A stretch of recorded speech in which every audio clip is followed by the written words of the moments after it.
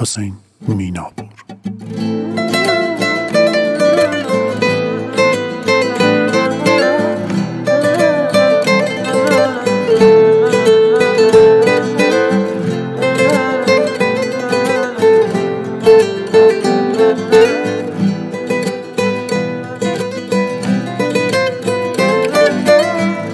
مەفرسن پەرێشانی بۆ یارەکەم دڵتەنگم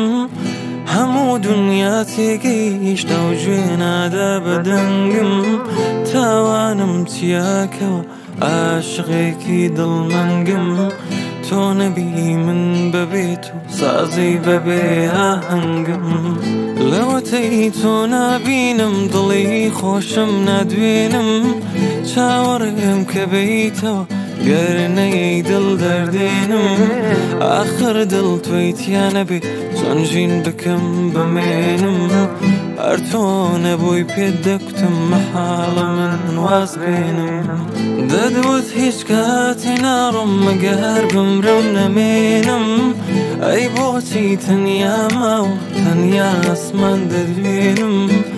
لە دنیای دڵ شکاوەن بەهێزم دەنگ هەڵدێنم ئەوەندەی توانام هەبێ یارم ناوی تۆ دێنم حەق و مافم ڕۆژانی لە گاردنێ دەستێنم من چەندە بۆت گریاوم دەبێت تۆش بگرێنم گوڵی عاشقت لە سینە و شەک دەکەم دەشکێنم بەس لا دڵت دەرناکەم تۆ لە ناو دڵ دەمرێنم